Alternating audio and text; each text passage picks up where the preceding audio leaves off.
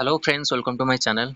एटा आपण मन पई कि इंपोर्टेंट अपडेट अछि जो माने कि आपनकर मेडिकल लाइन रे जॉब करबा को चाहुचंती सेमन पई कि अपडेट अछि जोटा कि स्वास्थ्य बजट आपनकर जो 70% खर्च हबो प्राथमिक चिकित्सा पई हो बोली एटा आपनकर दाबी करा दैछि आ सेटा खाली थिबा पदवी पूरण पई कि आपण भी करा जो बोली ता पई कि लेखा दैछि ता सहित आपनकर श्रमिक पिला रास्ता कड़ पिला गणना हो मनरेगा बढ़ू ए सब लिखाई तो आम जाना स्वास्थ्य बजेट कौन आपण रोचे खाली पड़ते मु रिसेंटली किछि दिन तले आपणकर 1 लाख पोस्ट पाई कही 1 लाख ए मेंशन सेटा हेछि देखिबा।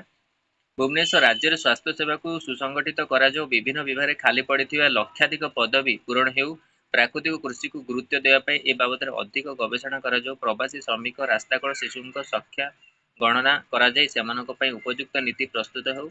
राज्य सरकार स्वास्थ्य बजेट 70% अर्थ सुसंगठित प्राथमिक स्वास्थ्य सेवा कम्प्रेहेंसिव प्राइमरी हेल्थ केयर रे खर्च करंतु। एसत अणसंक्रामक रोगी संख्या दिनक दिन बढ़ुथिबारु सेमानक एक औषध पासबुक जोगाई दिया सहित प्रत्येक ग्राम में औषध वितरण करा गोष्ठी स्वास्थ्य केन्द्र गुड़िक अति कम 2 जन विशेषज्ञ नियुक्ति सहित स्वास्थ्य कार्यक्रम गोष्ठी अनुधान करने आसंता बजेट रे व्यवस्था करा सीवाईएसटी पक्षर आज अपराह राज्य बजेट 2024-25 लोक आकांक्षा अग्राधिकार शीर्षक प्राक बजेट विचार मर्मशरे आपणकर राज्यर विभिन्न क्षेत्र में विशेषज्ञ मैंने जोगदे एभली गुरुत्वपूर्ण परामर्श देइछन्ति। सेहिभଳି विद्यालय पिलामानकु गुणात्मक शिक्षा प्रदान ପାଇଁ खाली पड़िथिबा शिक्षक पदवी सरकार तुरंत पूरण करंतु। एथि सहित शिक्षक मानक दक्षता विकास ପାଇଁ सेमानकु नियमित व्यवधान रे तालीम प्रदान कराजु। सरकारक द्वारा परिचालित विभिन्न विद्यालय यथा कस्तूरबा गांधी बालिका विद्यालय आश्रम विद्यालय शिशु यत्न प्रतिष्ठान अंगनवाड़ी केन्द्र पिलामानकु खाद्य बाबद अर्थरे पार्थक्य रही यह दूर करने पिलामानकु उन्नत मानर पुष्टिकर खाद्य प्रदान निमंते अधिक अर्थ बराद सरकार बजेट रे करंतु। कृषि क्षेत्र उपरे व्यापक आलोचना होई प्राकृतिक जैविक चाष को बजेट रे सरकार प्राथमिक देबाकू परामर्श दिया जायछि। सरकारी स्तर पदवी खाली रहिले योजना कार्यकारी करिबार अनेक समस्या सृष्टि होउछि। एक सूचना अनुसार 2018 सुधा राज्य में 6,54,154 मंजूरबद्ध पदवी थिबा बेले सेतिरु 1,30,000 रु अधिक पदवी खाली पड़ी। मु ऑलरेडी किछि दिन तले 1,30,000 पदवी अछि ता ऊपर अपडेट देइथिली।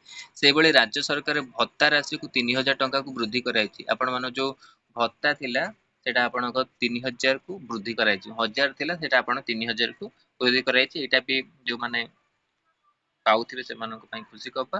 पिलामान संख्या राज्य केते से नहीं सत्य तथ्य सरकार को निकट रे नाही तेणु सेमानक गणना कराजो। यह हेले सेमानक पई योजना प्रणयन सहज ହେବ। मनरेगा योजना काम करिया लागि श्रमिक मध्य आग्रह सृष्टि करने सर्वनिम्न दैनिक मजूरी 450 टका कराजो बोली मत प्रकाश पाइथिला। एही कार्यक्रम में ब्रह्मपुर विश्व अर्थनैतिक विभाग पूर्वतन प्रोफेसर भागवत पात्र सीओएसडी प्रोग्राम रो डायरेक्टर बसंत कुमार नायक प्रमुख जोग देथिले।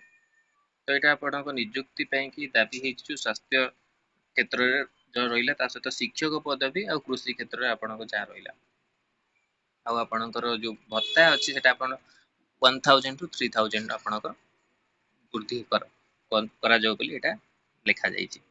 तो यहाँ आप इम्पोर्टेंट अपडेट थिला आउ जहाँ भी आपण मानकर अपडेट आसीबो किंतु बहुत आपणकर पदवी खाली अच्छी स्वास्थ्य अवस्था रे आपण पदवी खाली अच्छी बहुत पिला माने जो अछंती सबु विभाग रो चेष्टा करि पारनांती जोथि पई कि आपण रिक्वायरमेंट टिके लो होउछि। यदि यूनिट हेबे तले ट्राई करिवे तो निश्चित रिक्वायरमेंट आपणकर आसीबो। ता सहित जो प्रोसेस होउछि से ता विषय आपण माने सरकार जानतु जेतोळे आपण माने जाउछंती बुझीबाकू जो प्रोसेस कथा भी आपण माने टिके कहंतु जो गोटे गोटे रिक्वायरमेंट को एते वर्ष लागि जाउछि ता पई भी आपण माने कहंतु जेंती आपण को रिक्वायरमेंट शीघ्र फिलअप हो।